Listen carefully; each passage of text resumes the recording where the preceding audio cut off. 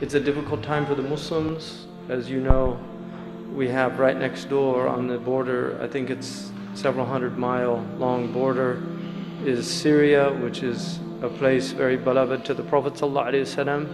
Barakallah fi Shamina wa Yamanina. And he said it 3 times, sallallahu alayhi wasallam. And he also made dua against anyone that wished ill of the people of Sham or did anything to upset the people of Sham. And Sham, although in Syria they limit it to Damascus, Sham really means Lebanon, Syria, Palestine. It's the whole area that's considered blessed. But they're going through very trying time. Many of them are on the border now, refugees. The Turkish, in fact, they're not calling them refugees, they're calling them guests, duyuf, as a way of honoring their status. So, you know, that's troubling always because we're in such blessing and everything's comfortable and we have so many blessings.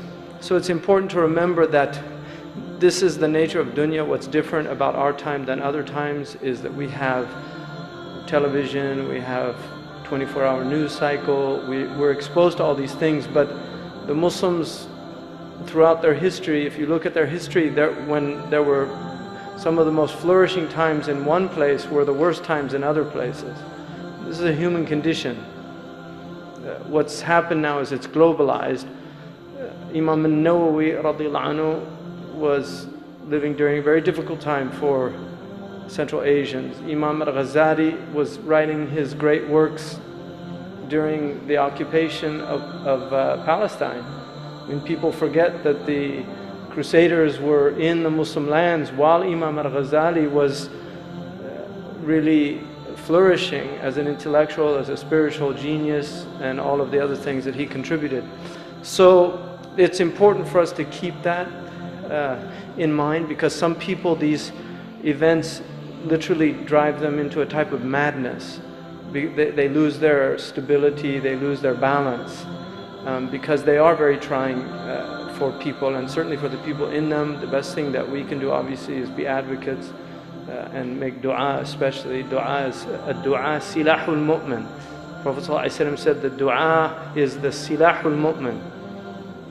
It's the weapon of the believer. I mean, this hadith that the usuli scholars say asl al-kalam al-haqiqa, that the foundation of speech is literal, that you should take things literal before you move to any figurative interpretation. So if the Prophet said ad-du'a silahul mu'min, that's exactly what he meant. The dua is the weapon of the believer, not the sword, not the spear, not the tank, those are material weapons, but the real weapon of the believer, as-silah, the real silahul mu'min, is his connection or her connection with Allah subhanahu wa ta'ala.